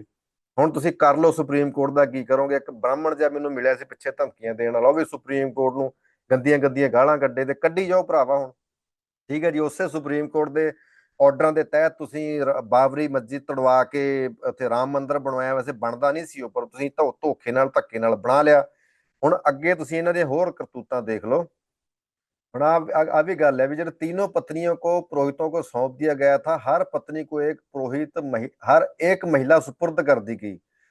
उनका वे जैसा चाहें और जब चाहें पूरी तरह इस्तेमाल करें। इसके बाद उन्हें राजा को वापस करके बदले में किए गए काम के लिए राजा से अपना पारिश्रमिक ले लिया। ਮਤਲਬ ਇੱਕ ਤਾਂ ਇਹਨਾਂ ਦੀਆਂ ਬੀਬੀਆਂ ਵੀ ਮਾਵਾਂ ਵੀ ਰਾਮਚੰਦਰ ਹੋਣਾ ਦੀਆਂ ਵਰਤ ਲੀਆਂ ਉਹਨਾਂ ਨੇ ਬ੍ਰਾਹਮਣਾਂ ਨੇ। ਦੂਜਾ ਫਿਰ ਪੈਸੇ ਵੀ ਉਲਟਾ ਲਏ ਆ ਬ੍ਰਾਹਮਣ ਨੇ, ਭੇਟਾ ਵੀ ਲਈ ਆ ਵੀ ਅਸੀਂ ਸਾਰੀ ਰਾਤ ਮਿਹਨਤ ਕੀਤੀ ਆ ਭਾਈ ਸਾਨੂੰ ਪੈਸੇ ਦੇ। ਫਿਰ ਉਹਨਾਂ ਦੇਣੇ ਪਏ ਲੱਖਾਂ ਰੁਪਏ ਕਿਤੇ ਉਸ ਹਿਸਾਬ ਨਾਲ ਜੋ ਵੀ ਸੀ ਉਹਨਾਂ ਨੇ ਤੈਅ ਕੀਤਾ, ਸੌਦੇਬਾਜ਼ੀ ਜੋ ਵੀ ਡੀਲ ਹੋ ਗਈ ਨਾ, ਫਿਰ ਉਹਨਾਂ ਨੂੰ ਦਿੱਤੇ ਦਸ਼ਰਥ ਨੇ। ਹੁਣ ਅੱਗੇ ਆ ਸੀਤਾ ਦੇ ਉੱਪਰ ਆਪਾਂ ਆ ਜੰਨੇ ਆ ਜੀ। सीता की मां ने किसी अन्य पुरुष के साथ कुछ समय बिताया था, जिसके बाद सीता की पैदाइश हुई। ठीक है जी। उस बच्ची को जंगल में फेंक दिया। सीता ने स्वयं स्वीकार किया था कि उसकी शादी में देरी उसके माता पिता के नाम का पता ना होने के कारण हुई थी। ਮਤਲਬ ਸੀਤਾ ਖੁਦ ਰਮਾਇਣ ਦੇ ਹਿਸਾਬ ਨਾਲ ਮੰਨ ਰਹੀ ਆ ਕਿ ਮੇਰਾ ਵਿਆਹ ਲੇਟ ਇਸ ਕਰਕੇ ਹੋਇਆ ਕਿ ਮੇਰੇ ਅਸਲੀ ਮਾਂ ਪਿਓ ਦਾ ਹੀ ਨਹੀਂ ਸੀ ਕਿਸੇ ਨੂੰ ਪਤਾ, ਕਿਉਂਕਿ ਉਹ ਰਾਜੇ ਜਨਕ ਨੂੰ ਕਹਿੰਦੇ ਸੀ ਹਾਲ ਵਾਹੁੰਦੇ ਵਾਹੁੰਦੇ ਲੱਭ ਗਈ ਤੇ ਉਹਨੇ ਪਾਲ ਪੋਸ ਕੇ ਵੱਡੀ ਕਰ ਲਈ। ਤੇ ਸੀਤਾ ਦੀ ਮਾਂ ਨੇ ਵੀ ਕਿਸੇ ਗੈਰ ਮਰਦ ਨਾਲ ਸੰਬੰਧ ਬਣਾਏ ਸੀ ਤੇ ਫਿਰ ਉਹਨੂੰ ਜੰਗਲ 'ਚ ਸੁੱਟਤਾ ਕਿਉਂਕਿ ਨਜਾਇਜ਼ ਔਲਾਦ ਸੀ। ਠੀਕ ਹੈ ਜੀ। ਹੁਣ ਅੱਗੇ ਦੇਖ ਲਓ ਤੁਸੀਂ ਹੋਰ ਇਹ ਕਾਵਿ ਚੀਜ਼ ਪੜ੍ਹ ਲਓ ਵੀ ਹੈਰਾਨੀ ਇਸ ਗੱਲ ਦੀ ਵੀ ਹੈ ਵੀ ਬਹੁਤ ਸਾਰੀਆਂ ਜਿਹੜੀਆਂ ਪੁਰਾਣਾਂ ਦੇ ਵਿੱਚ ਕਥਾ ਕਹਾਣੀਆਂ ਨੇ ਵੀ ਉਹਨਾਂ ਦੇ ਵਿੱਚ ਜਿਹੜੀਆਂ ਔਰਤਾਂ ਸੀ ਬੰਦਿਆਂ ਤੋਂ ਗਰਭਵਤੀ ਨਹੀਂ ਸੀ ਹੁੰਦੀਆਂ, ਜਾਨਵਰਾਂ ਦੇ ਨਾਲ ਸੰਭੋਗ ਕਰਕੇ ਵੀ ਗਰਭਵਤੀ ਹੁੰਦੀਆਂ ਰਹੀਆਂ ਨੇ। ਇਹਨਾਂ ਦੇ ਇਹ ਸਾਰਾ ਕੁਝ ਇਹ ਸੱਚੀ ਰਾਮਾਇਣ ਜਿਹੜੀ ਆ ਪੇਰੀਅਰ ਸਵਾਮੀ ਸਾਹਿਬ ਦੀ ਉਹਨਾਂ ਦੇ ਲਿਖਿਆ ਹੋਇਆ। ਅੱਗੇ ਤੁਸੀਂ ਦੇਖੋ ਹੁਣ सीता रामचंद्र बारे की बोल रही है। वह अपने पति राम को मंद बुद्धि कहती थी। उसने राम से कहा तुम सिर्फ दिखने में आदमी जैसे हो परंतु तुम्हारे भीतर पौरुष का अभाव है। मतलब तुसी नपुंसक ही कह सकते फिर तू दिख वेखण ਨੂੰ ਤਾਂ ਮਰਦ ਜਾਪਦਾ ਪਰ ਤੇਰੇ ਅੰਦਰ ਮਰਦਾਂ ਵਾਲੀ ਕੋਈ ਗੱਲ ਨਹੀਂ ਹੈਗੀ।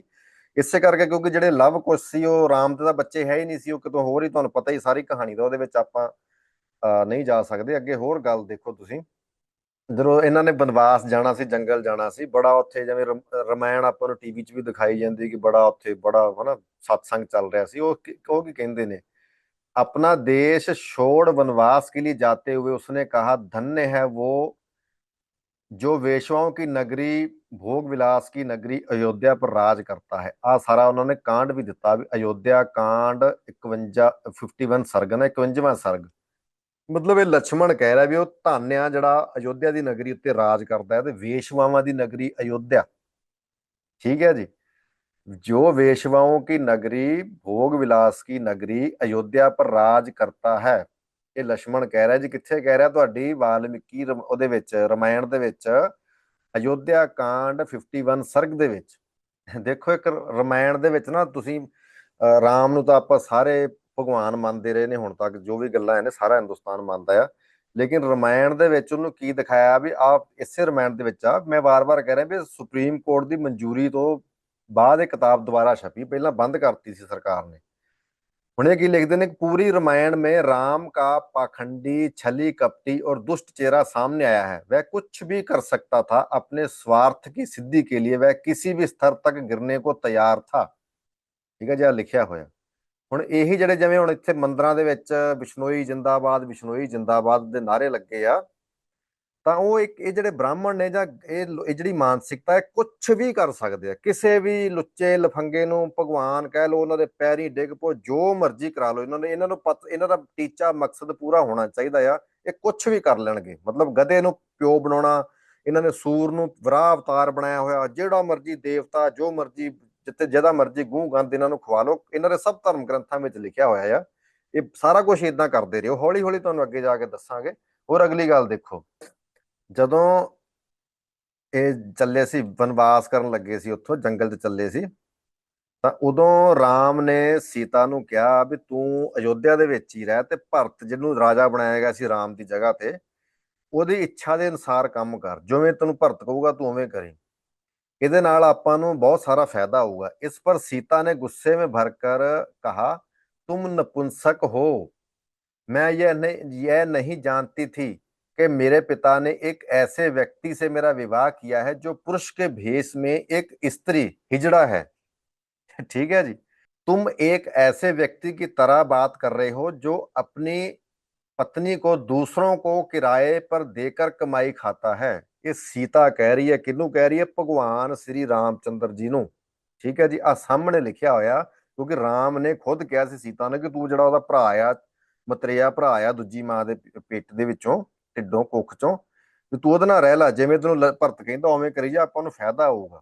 ਤੇ ਉਹ ਸੀਤਾ ਨੇ ਇਤਰਾਜ਼ ਜਤਾਇਆ ਵੀ ਤੂੰ ਹੀ ਜਿਹੜਾ ਆ, ਮੈਨੂੰ ਮੇਰੇ ਪਿਓ ਨੇ ਗਲਤ ਥਾਂ ਤੇ ਮੈਨੂੰ ਵਿਆਹਤਾ। ਆ ਸਾਰਾ ਕੁਝ ਲਿਖਿਆ ਹੋਇਆ ਇਹਦੇ ਵਿੱਚ, ਕੋਈ ਇਹਦੇ ਵਿੱਚ ਝੂਠ ਨਹੀਂ ਹੈ। ਜਿਹਨੂੰ ਇਹ ਕਿਤਾਬ ਚਾਹੀਦੀ ਤੁਹਾਨੂੰ ਦਿੱਲੀ ਤੋਂ ਮਿਲ ਜੂਗੀ, ਐਮਾਜ਼ਨ ਤੋਂ ਮਿਲ ਜੂਗੀ, ਸੁਪਰੀਮ ਕੋਰਟ ਦੇ ਆਰਡਰਾਂ ਦੀ ਕਾਪੀ ਚਾਹੀਦੀ ਹੈ ਉਹ ਤੁਹਾਨੂੰ ਮੈਂ ਪ੍ਰੋਵਾਈਡ ਕਰ ਦੂੰਗਾ। ਮੇਰੇ ਕੋਲੋਂ ਤੁਸੀਂ ਫੋਨ ਕਰਕੇ WhatsApp ਦੇ ਉੱਪਰ ਈਮੇਲ ਕਰਵਾ ਕੇ ਜਿਵੇਂ ਮਰਜ਼ੀ ਲੈ ਲਿਓ। ਠੀਕ ਹੈ ਜੀ। ਹੁਣ ਇਹ ਤਾਂ ਇਹਨਾਂ ਦੀਆਂ ਗੱਲਾਂ ਨੇ ਵੀ ਜਿਹੜੇ ਤੋੜ ਦੇਂਗੇ, ਫਲਾਣ ਕਰ ਦੇਂਗੇ, ਧਮਕਾਣ ਕਰ ਦੇਂਗੇ, ਇਹੀ ਕੁਝ ਕਰਦੇ ਆਏ ਨੇ। ਇਹਨਾਂ ਰਾਜ ਮੈਂ ਪਹਿਲਾਂ ਵੀ ਇੱਕ ਵਾਰ ਵੀਡੀਓ ਦੇ ਵਿੱਚ ਗੱਲ ਕੀਤੀ ਸੀ ਕਿ ਵਿਸ਼ਨੂੰ ਭਗਵਾਨ ਨੂੰ ਸ਼ਿਵਜੀ ਭਗਵਾਨ ਕਹਿ ਰਹੇ ਆ ਵੀ ਤੂੰ ਆਪਣਾ ਮੋਹਿਨੀ ਦਾ ਰੂਪ ਦਿਖਾ।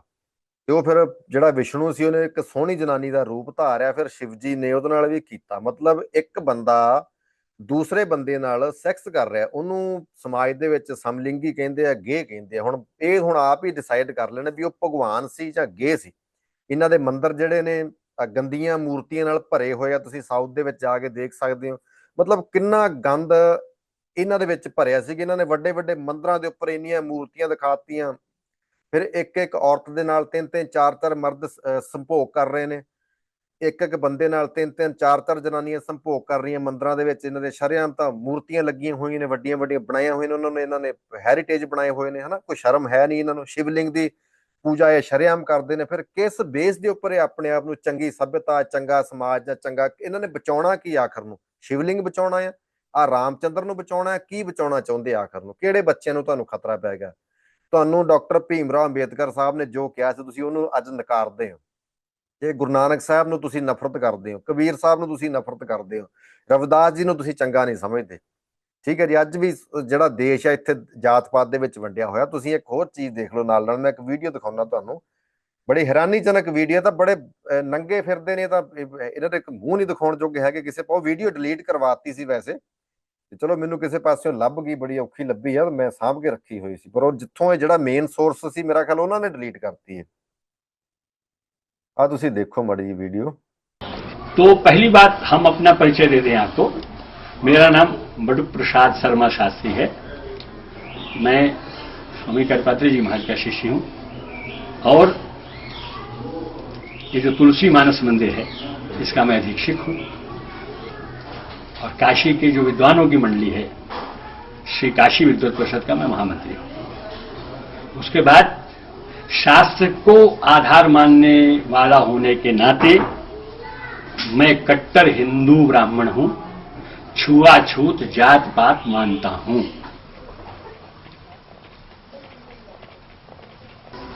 देखो वो जो दिव्य पुरुष है, वेद विराट पुरुष है, उसके ब्राह्मणों से मुखमाशीत, उसके मुख से ब्राह्मण पैदा हुआ। ठीक है। बाहु राजन्या, बाहु से क्षत्रिय, ऊरु तदस्य जनवैश्या, पेट से यहाँ ये जो स्थान है ना, यहाँ से वैश्य पैदा हुआ। पदभ्याम शूद्रो अजायत, पैरों से शूद्र अजायत बने पैदा हुआ। ठीक है। वेद कह रहे हैं, ये वेद की वाणी, जो हमारी वेद माता है वही सृष्टि का विधान वही बताती है। ठीक है।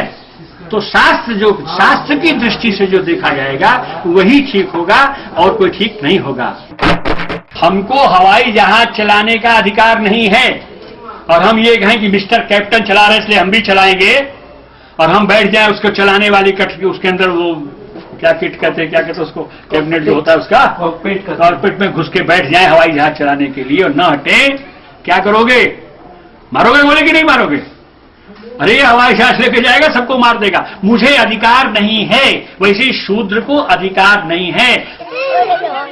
हमारे ईश्वर ने बनाया, उसी ने शूद्र बनाया, उसी ने ब्राह्मण बनाया, उसी ने क्षत्रिय बनाया, उसी ने विधान बनाया। उसने कहा कि देखो ये काम इसको करना है, ये काम इसको करना है। कई ऐसे काम हैं जो हम पढ़कर कर सकते हैं। ऐसा नहीं, हम ये तो हमारी थ्योरी नहीं है, हमारी कई जन्मों की थ्योरी है। शूद्र जाति मिली क्यों?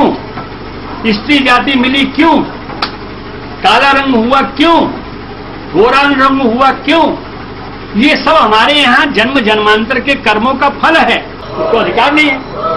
अब वो कहे चपरासी हम यहाँ पर 40 साल से नौकरी कर रहे हैं और हमारा लड़का हाई कोर्ट का जज बन गया है, इसलिए हम इस कोर्ट में आज बैठेंगे, उसको अधिकार नहीं ना है। अब वो जब तक ऑन ड्यूटी चपरासी रहेगा, चपरासी ही रहेगा, वो जब तक धरातल पर सूत्र रहेगा, सूत्र ही रहेगा, उसका परिवर्तन नहीं हो सकता है। चाहे वो कितना भी पढ़ ले। पढ़ ही नहीं सकता, उसका अधिकार ही नहीं, पढ़ेगा ही नहीं, पढ़ नहीं सकता, उसके समझ नहीं आ सकता है, विद्वान नहीं हो सकता है। अब देखो भाई सुनो, लड़ाई करा दोगे तो भारत स्वतंत्र हुए 58 साल हो रहे, इतने वर्ष में कौन चमार का लड़का टॉपर हुआ वर्ल्ड में? अरबों खरबों रुपया तो उस पर खर्च दिया गया। ये बता, हम मंदिर शिवाजी एक्ट में कई बार गिरफ्तार हो चुके हैं। ये तो विश्वनाथ मंदिर, इसमें चमार जाते थे अंदर, और हम लोग जो काशी के विद्वान और बड़े बड़े शंकराचार्य कहते थे नहीं अंदर नहीं जाना, अंदर जाओगे तो पाप होगा। रुद्र सेवाद विष्णु वा प्राकार अभ्यंतरेदी, रुद्र का मंदिर हो अथवा विष्णु का मंदिर हो, उसके अंदर यदि रजस्वला मधुर से वह चांडाल से समागता स्त्रिया चांडाल चला जाता है। तो सलमान हमारी माता भी आपको जो है भारत का जो संविधान है हाँ, उसके और हमारे जो वेद है हाँ। उसके बीच में चुनना है आपको। नहीं, हमको भारत संविधान हम नहीं चुनते, हम भारत संविधान को संविधान नहीं मानते। हम भारत का संविधान जो है अशास्त्रीय है, हम इस संविधान को हम अपनी दुर्गति मानते हैं। हमारा वेद आज्ञा है, शास्त्र आज्ञा है, उसको करो, उसमें बुरा भला सोचना तुमको राइट नहीं। हमारे यहाँ शास्त्र लिखा कि मतयो यत्र गच्छन्ति, बुद्धि जहां जाती है तत्र गच्छन्ति वानरा, वहां पशु जाते हैं। शास्त्राणि यत्र गच्छन्ति, शास्त्र जहां जाते हैं तत्र गच्छन्ति मानवा, शास्त्र के बताए हुए मार्ग पर चलने वाला मानव है। मत करो लॉजिक, मत लगाओ, जो कह गए हैं वही ठीक है। कल को ये पैर कह दे करोड़ों वर्ष से हमारे ऊपर ये शरीर खड़ा है, हमको दलित कर दिया है इसने, अब हम ऊपर रहेंगे और सिर नीचे रहेगा। अब पता लगा कि स्टालिन सिर के बल पर चल रहा है, कहीं पागल हो गए क्या हो हैं? समझ गया। ਹੁਣ ਆਹ ਵੀਡੀਓ ਤੁਸੀਂ ਦੇਖ ਲਈ ਵੀ ਕਿੰਨੀ ਨਫ਼ਰਤ ਹੈ ਇਹਨਾਂ ਲੋਕਾਂ ਦੇ ਮਨਾਂ ਦੇ ਵਿੱਚ ਅੱਜ ਵੀ ਦੇਸ਼ ਦੇ ਬਹੁਤ ਵੱਡੇ ਵਰਗ ਦੇ ਪ੍ਰਤੀ। ਉਹਨਾਂ ਨੂੰ ਅੱਜ ਵੀ ਇਹ ਪੈਰਾਂ ਥੱਲੇ ਰੱਖਣਾ ਚਾਹੁੰਦੇ, ਇਹ ਤੋੜਨਾ ਕੀ ਚਾਹੁੰਦੇ ਆ ਦੱਸੋ? ਕਿਹੜੀ ਇਹਨਾਂ ਦੀ ਸੰਸਕ੍ਰਿਤੀ ਜਿਹਨੂੰ ਕਹਿੰਦੇ ਵੀ ਸੰਸਕ੍ਰਿਤੀ ਅਤੀਥੀ ਦੇਵੋ ਭਵਾ। ਹਾਂ, ਇਹਨਾਂ ਅਤੀਥੀ ਦੇਵੋ ਭਵਾ ਬਿਲਕੁਲ ਸੱਚ ਹੈ। ਜਿਹੜੇ ਬਾਹਰੋਂ ਇਨਵੇਡਰਸ ਆਉਂਦੇ ਸੀ, ਹਮਲਾਵਰ ਆਉਂਦੇ ਸੀ, ਉਹਨਾਂ ਦੇ ਨਾਲ ਬ੍ਰਾਹਮਣਾਂ ਦੀ ਬੜੀ ਵੱਡੀ ਸਾਂਝੇਦਾਰੀ ਸਾਂਝ ਰਹੀ ਹੈ। ਇਹਨਾਂ ਨੂੰ ਕਿਤੇ ਵੀ ਖਤਰਾ ਨਹੀਂ ਰਿਹਾ ਕਿਸੇ ਵੀ ਉਹਦੇ ਵਿੱਚ ਯੁੱਗ ਦੇ ਵਿੱਚ। ਹਮੇਸ਼ਾ ਚੜ੍ਹਦੀ ਕਲਾ ਚ ਰਹੇ ਨੇ, ਹਮੇਸ਼ਾ ਇਹਨਾਂ ਨੇ ਆਪਣਾ ਕਾਰੋਬਾਰ ਧੰਦਾ ਵਧਾਇਆ ਹੀ ਵਧਾਇਆ ਕਿਸੇ ਨਾ ਕਿਸੇ ਰੂਪ ਦੇ ਵਿੱਚ। ਅਕਬਰ ਨੂੰ ਇਹਨਾਂ ਨੇ ਆਪਣਾ ਭਰਾ ਬਣਾ ਲਿਆ ਸੀ, ਪਿਛਲੇ ਜਨਮ ਦਾ ਬ੍ਰਾਹਮਣ ਬਣਾ ਲਿਆ ਸੀ, ਸਾਰਾ ਕੁਛ ਇਹਨਾਂ ਨੇ ਕੀਤਾ ਆ। ਕੀ ਨਹੀਂ ਕਰ ਸਕਦੇ ਲੋਕ, ਹਨਾ? ਇਹ ਮੌਕਾ ਪ੍ਰਸਤ ਨੇ। ਜਿਵੇਂ ਉਹਦੇ ਵਿੱਚ ਰਮਾਇਣ ਦੇ ਵਿੱਚ ਲਿਖਿਆ ਨਾ ਵੀ ਰਾਮਚੰਦਰ ਮੌਕਾ ਪ੍ਰਸਤ ਸੀ, ਉਹ ਆਪਣੇ ਸਵਾਰਥ ਦੀ ਪੂਰਤੀ ਵਾਸਤੇ ਕਿਸੇ ਵੀ ਹੱਦ ਤੱਕ ਡਿੱਗ ਸਕਦਾ ਸੀ, ਗਿਰ ਸਕਦਾ ਸੀ। ਇਹ ਇਹਨਾਂ ਦੇ ਸਿਸਟਮ ਦੇ ਵਿੱਚ ਹੀ ਉਹ ਹੈ, ਸਾਰਾ ਕੁਛ ਕਰ ਸਕਦੇ।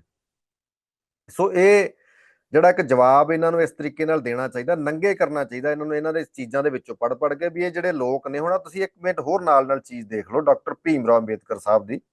ਆ ਡਾਕਟਰ ਭੀਮ ਰਾਓ ਅੰਬੇਦਕਰ ਸਾਹਿਬ ਨੇ ਕੀ ਕਿਹਾ ਸੀ, ਮੈਂ ਪੰਜਾਬੀ ਚ ਪੜ੍ਹ ਕੇ ਸੁਣਾਉਣਾ। ਉਹ ਕਹਿੰਦੇ ਨੇ ਵੀ ਜੇ ਹਿੰਦੂ ਜਿਹੜੇ ਨੇ ਉਹ ਮਾਈਗ੍ਰੇਟ ਹੋ ਕੇ ਧਰਤੀ ਦੇ ਦੂਸਰੇ ਹਿੱਸਿਆਂ ਵਿੱਚ ਜਾਂਦੇ ਆ ਤਾਂ ਜਿਹੜਾ ਇੰਡੀਅਨ ਕਾਸਟ ਸਿਸਟਮ ਆ, ਇਹ ਜਿਹੜਾ ਜ਼ਹਿਰ ਆ, ਕੋਹੜ ਆ, ਵਾਇਰਸ ਆ, ਇਹ ਸਾਰੇ ਸੰਸਾਰ ਦੀ ਪ੍ਰੋਬਲਮ ਬਣ ਜਾਏਗਾ, ਪਰੇਸ਼ਾਨੀ ਬਣ ਜਾਏਗਾ, ਦਿੱਕਤ ਬਣ ਜਾਏਗਾ। ਠੀਕ ਹੈ ਜੀ। ਹੁਣ ਹਿੰਦੂ ਵਾਰ ਹਰ ਥਾਂ ਤੇ ਪਹੁੰਚ ਚੁੱਕੇ ਆ, ਜਾਤ ਪਾਤ ਦਾ ਕੋਹੜ ਅਮਰੀਕਾ ਦੇ ਕੈਨੇਡਾ ਹਰ ਪਾਸੇ ਲੈ ਕੇ, ਗੰਦਗੀ ਜਿਹੜੀ ਸੀ, ਨਫ਼ਰਤ ਸੀ, ਇਹ ਆਪਣੀ ਥਾਂ ਤੇ ਲੈ ਕੇ ਬੈਠੇ ਹੋਏ ਆ। ਕੈਨੇਡਾ ਅਮਰੀਕਾ ਪਹਿਲਾਂ ਕਾਫੀ ਸ਼ਾਂਤ ਸੀ, ਪੀਸਫੁਲ ਸੀ। ਜਦੋਂ ਦਾ ਇਹ ਮੋਦੀ ਹੁਣੀ BJP RSS ਨੇ ਸਿਰ ਚੁੱਕਿਆ, ਪਾਵਰ ਦੇ ਵਿੱਚ ਆਇਆ, ਤਾਂ ਇਹ ਉਦੋਂ ਤੋਂ ਹੀ, ਕਿਉਂਕਿ ਜਿਵੇਂ ਹਿੰਦੁਸਤਾਨ ਦੇ ਵਿੱਚ ਵੀ ਦੰਗੇ, ਰੋਜ਼ ਲੜਾਈ ਝਗੜਾ, ਕਦੀ ਮੁਸਲਮਾਨਾਂ ਦੇ ਖਿਲਾਫ ਕੁਛ ਕਰ ਲਓ, ਕਦੀ ਕ੍ਰਿਸਚਨਾਂ ਦੇ ਖਿਲਾਫ ਕੁਛ ਕਰੋ, ਹਨਾ? ਦਲਿਤਾਂ ਨੂੰ ਤਾਂ ਵਿਚਾਰਿਆਂ ਨੂੰ ਵੈਸੇ ਸਦੀਆਂ ਤੋਂ ਮਾਰ ਪੈਂਦੀ ਆ ਰਹੀ, ਕਦੇ ਸਿੱਖਾਂ ਦੇ ਖਿਲਾਫ। ਹੁਣ ਇਹੀ ਕੁਛ ਇਹ ਗੰਦ ਜਿਹੜਾ ਬਾਹਰ ਜਾ ਕੇ ਪਾਉਣ ਲੱਗ ਪਈ। ਇਹਨਾਂ ਨੂੰ ਕੁਛ ਨਹੀਂ ਚਾਹੀਦਾ, ਸਿਰਫ ਇਹਨਾਂ ਨੂੰ ਅੱਗ ਜਿਹੜੀ ਪਰਸ਼ੂਰਾਮ ਦਾ ਕੁਹਾੜਾ ਆ ਜਾਂ ਅੱਗ ਜਿਹੜੀ ਹਵਨ ਦੀ, ਉਹ ਬਲਦੀ ਰੱਖਣੀ ਚਾਹੁੰਦੇ ਆ। ਇਹ ਚੱਜ ਨਾਲ ਚੈਨ ਨਾਲ ਕਿਤੇ ਨਾ ਬਹਿੰਦੇ ਆ ਨਾ ਬਹਿਣ ਦਿੰਦੇ। ਹਿੰਦੁਸਤਾਨ ਦੇ ਵਿੱਚ ਪਾਵਰ ਇਹਨਾਂ ਦੀ, ਫੌਜ ਇਹਨਾਂ ਦੀ, ਆਰਮੀ, ਪੁਲਿਸ, ਸਾਰਾ ਕੁਝ, ਜੱਜ, ਅਫਸਰ, ਸਾਰਾ ਕੁਛ ਇਹਨਾਂ ਦਾ, ਫਿਰ ਵੀ ਇਹਨਾਂ ਨੂੰ ਖਤਰਾ ਯਾਰ। ਹੱਦ ਹੋ ਗਈ ਤੁਹਾਡੇ ਲੋਕਾਂ ਦੀ। ਹੁਣ ਇਹ ਬਾਹਰ ਵੀ ਹਿੰਦੂ ਖਤਰੇ 'ਚ, ਮੰਦਰਾਂ ਤੇ ਹਮਲੇ ਫਲਾਣਾ, ਨੰਗੇ ਤਾਂ ਕਿੰਨੀ ਵਾਰੀ ਹੋ ਗਏ ਆ। ਆਸਟ੍ਰੇਲੀਆ 'ਚ ਨੰਗੇ ਹੋ ਗਏ, ਅਮਰੀਕਾ 'ਚ ਨੰਗੇ ਹੋ ਗਏ ਵੀ ਮੰਦਰਾਂ ਦੇ ਆਹ ਲਿਖਤਾ ਜੀ, ਉਹ ਲਿਖਤਾ, ਕਰਦੇ ਸਾਰਾ ਕੁਛ ਆਪ ਹੀ ਰਹੇ ਨੇ। ਠੀਕ ਹੈ ਜੀ। ਹੁਣ ਇਹ ਇਲਜ਼ਾਮ ਲਾ ਰਹੇ ਨੇ ਦੂਜਿਆਂ ਦੇ ਉੱਪਰ। ਇਹ ਸਾਰਾ ਕੁਝ ਇਹਨਾਂ ਦੇ ਧਰਮ ਗ੍ਰੰਥਾਂ ਵਿੱਚ ਮੌਜੂਦ ਆ, ਤੇ ਅੰਬੇਦਕਰ ਸਾਹਿਬ ਨੇ ਵੀ ਕਿਹਾ ਵੀ ਜੇ ਹਿੰਦੂ ਜਿਹੜਾ ਹਿੰਦੁਸਤਾਨ ਨੂੰ ਛੱਡ ਕੇ ਦੂਜੇ ਪਾਸੇ ਜਾਏਗਾ ਤਾਂ ਇਹ ਸਾਰੇ ਸੰਸਾਰ ਦੀ ਪ੍ਰੋਬਲਮ ਬਣ ਜਾਏਗਾ। ਹੁਣ ਇਹ ਹਿੰਦੂ ਜਿਹੜੇ ਨੇ ਸਾਰੇ ਦੁਨੀਆ ਵਾਸਤੇ ਇਹਨਾਂ ਦਾ ਜਿਹੜਾ ਜਾਤ ਪਾਤੀ ਵਾਇਰਸ ਸੀ, ਨਫ਼ਰਤੀ ਵਤੀਰਾ ਸੀ, ਸਾਰੇ ਸੰਸਾਰ ਦੀ ਸਮੱਸਿਆ ਬਣ ਰਿਹਾ ਹੈ। ਹਿਟਲਰ ਨੂੰ ਫੋਲੋ ਕਰਨ ਵਾਲੇ ਨੇ। ਫਿਰ ਜਿਹੜਾ ਵੀ ਬੰਦਾ ਬੋਲਦਾ ਆ ਉਹਨੂੰ ਇਹ ਉਹਦੀਆਂ ਧੀਆਂ ਭੈਣਾਂ ਨਾਲ ਬਲਾਤਕਾਰ ਕਰਨ ਦੀਆਂ ਧਮਕੀਆਂ, ਉਹਨੂੰ ਗੋਲੀਆਂ ਮਾਰਨ ਦੀਆਂ ਧਮਕੀਆਂ, ਬੜਾ ਕੁਛ ਇਹ ਕਰਦੇ ਨੇ ਗੁੰਡੇ ਬਦਮਾਸ਼ ਜੇ, ਹਨਾ। ਮਤਲਬ ਇਹ ਕਿਉਂਕਿ ਮਾਨਸਿਕਤਾ ਇਹਨਾਂ ਦੀ ਉਹੋ ਜਿਹੀ ਆ। ਸੋ ਇਹ ਮੋਟਾ ਜਵਾਬ ਸੀ ਇਹਨਾਂ ਲੋਕਾਂ ਨੂੰ ਵੀ ਜਿਹੜੇ ਹੁਣ ਤੁਸੀਂ ਆਪ ਹੀ ਕਹਿੰਦੇ ਹੋ ਵੀ ਲਾਰੈਂਸ ਬਿਸ਼ਨੋਈ ਗੈਂਗਸਟਰ ਆ, ਉਹਦੇ ਉੱਪਰ ਕ੍ਰਿਮੀਨਲ ਕੇਸ ਚੱਲਦੇ ਨੇ, ਤੇ ਹੁਣ ਉਹਦੇ ਮੰਦਿਰ ਦੇ ਵਿੱਚ ਜਾਂ ਹਿੰਦੂ ਲੋਕ ਉਹਦੇ ਜਿੰਦਾਬਾਦ ਜਿੰਦਾਬਾਦ ਦੇ ਨਾਅਰੇ ਲਾਉਣ ਤਾਂ ਸੋਚਿਆ ਜਾ ਸਕਦਾ ਹੈ ਵੀ ਇਹ ਕਿਸੇ ਵੀ ਹੱਦ ਤੱਕ ਡਿੱਗ ਸਕਦੇ ਆ, ਗਿਰ ਸਕਦੇ ਆ। ਠੀਕ ਹੈ ਜੀ। ਇਹ ਸਾਰੀਆਂ ਗੱਲਾਂ ਸਾਹਮਣੇ ਆ ਚੁੱਕੀਆਂ ਨੇ। ਤੇ ਹੁਣ ਮੈਂ ਤੁਹਾਨੂੰ ਪਹਿਲਾਂ ਵੀ ਰਿਪੋਰਟ ਦਿਖਾਤੀ, ਟਾਈਮਸ ਆਫ ਇੰਡੀਆ ਦੀ ਖਬਰ ਵੀ ਦਿਖਾਤੀ ਵੀ ਉੱਥੇ 98% ਜਿਹੜੇ ਸੀ ਪਿਓ, ਜਦੋਂ ਉਹਨਾਂ ਨੂੰ ਸ਼ੱਕ ਪਿਆ ਵੀ ਉਹਨਾਂ ਦੇ ਬੱਚੇ ਨਹੀਂ, ਉਹਨਾਂ ਦੇ ਬੱਚੇ ਜਿਹੜੇ ਉਹਨਾਂ ਦੇ ਨਹੀਂ ਹੈਗੇ ਕਿਸੇ ਹੋਰ ਦੇ ਆ, ਤਾਂ ਉਹ ਵੀ ਗੁਜਰਾਤ ਸਰਕਾਰ ਨੇ ਫਿਰ ਡੀਐਨਏ ਕਰਨਾ ਹੀ ਬੜਾ, ਡੀਐਨਏ ਦੀ ਟੈਸਟ ਕਰਾਉਣੇ ਬੜੇ ਔਖੇ ਕਰ ਦਿੱਤੇ। ਸੋ ਇਹ ਸਾਰਾ ਕੁਝ ਹਰਾਮਖੋਰੀ ਜਿਹੜਾ ਧੰਦਾ ਇਹਨਾਂ ਦਾ, ਪਤਾ ਨਹੀਂ ਕੀ ਚਾਹੁੰਦੇ, ਕੀ ਕਰਨਾ ਚਾਹੁੰਦੇ ਨੇ ਦੁਨੀਆ ਦੇ ਵਿੱਚ, ਉਹ ਨੰਗਾ ਹੋ ਗਿਆ। ਤੇ ਇਸ ਕਰਕੇ ਇਹਨਾਂ ਜਿਹੜੇ ਫਿਰਕੂ ਲੋਕ ਨੇ, ਨਫ਼ਰਤੀ ਲੋਕ ਨੇ, ਡਾਕਟਰ ਭੀਮ ਰਾਓ ਸਾਹਿਬ ਅੰਬੇਦਕਰ ਸਾਹਿਬ ਨੇ ਖੁਦ ਵੀ ਕਿਹਾ ਹੋਇਆ, ਕਬੀਰ ਸਾਹਿਬ ਨੇ ਕਿਹਾ ਹੋਇਆ, ਰਵਿਦਾਸ ਜੀ ਨੇ, ਭਗਤ ਜੀ ਨੇ ਕਿਹਾ ਹੋਇਆ, ਗੁਰੂ ਨਾਨਕ ਸਾਹਿਬ ਨੇ ਕਿਹਾ ਹੋਇਆ, ਵੱਡੇ ਵੱਡੇ ਫਿਲਾਸਫਰਾਂ ਨੇ ਇਹਨਾਂ ਦੇ ਬਾਰੇ ਬੋਲਿਆ ਹੋਇਆ, ਰਜਨੀਸ਼ ਓਸ਼ੋ ਨੇ ਬਹੁਤ ਕੁਝ ਇਹਨਾਂ ਨੂੰ ਨੰਗਾ ਕੀਤਾ ਹੋਇਆ। ਸੋ ਇਹਨਾਂ ਨੂੰ ਬੜੇ ਸਟਰੋਂਗਲੀ ਤਰੀਕੇ ਨਾਲ, ਵਧੀਆ ਤਰੀਕੇ ਨਾਲ, ਪ੍ਰੋਫੈਸ਼ਨਲ ਤਰੀਕੇ ਨਾਲ, ਪੀਸਫੁਲ ਤਰੀਕੇ ਨਾਲ, ਜਿੱਥੇ ਵੀ ਤੁਸੀਂ ਰਹਿੰਦੇ ਹੋ ਉਸ ਦੇਸ਼ ਦੇ ਕਨਸਟੀਟਿਊਸ਼ਨ ਦੀ ਪਾਲਣਾ ਕਰਦਿਆਂ ਹੋਏ, ਉਸ ਦੇਸ਼ ਦੇ ਸੰਵਿਧਾਨ ਦੀ ਰਿਸਪੈਕਟ ਕਰਦਿਆਂ ਹੋਇਆਂ ਤੁਹਾਨੂੰ ਇਹਨਾਂ ਲੋਕਾਂ ਦੇ ਖਿਲਾਫ ਇਨਸਾਨੀਅਤ ਨੂੰ ਬਚਾਉਣ ਵਾਸਤੇ ਇਕਜੁੱਟ ਹੋਣਾ ਪੈਣਾ, ਨਹੀਂ ਤਾਂ ਬੜਾ ਵੱਡਾ ਖਤਰਾ ਬਣਨ ਜਾ ਰਹੇ ਨੇ। ਤੇ ਉਹਦੀਆਂ ਜਿਹੜੀਆਂ ਅਗਲੀਆਂ ਰਿਪੋਰਟਾਂ ਮੈਂ ਤੁਹਾਨੂੰ 1-2 ਦਿਨ ਤੱਕ ਹੋਰ ਵੀ ਦਿੰਦਾ, ਕੱਲ ਹੀ ਸ਼ਾਇਦ ਆਪਾਂ ਕਰਾਂਗੇ ਉਹਦੇ ਬਾਰੇ ਸਾਰੀ ਗੱਲਬਾਤ। ਸੋ ਭੁੱਲ ਚੁੱਕ ਦੀ ਮਾਫੀ। ਧੰਨਵਾਦ ਜੀ। ਕੂੜ ਫਿਰੈ ਪਰ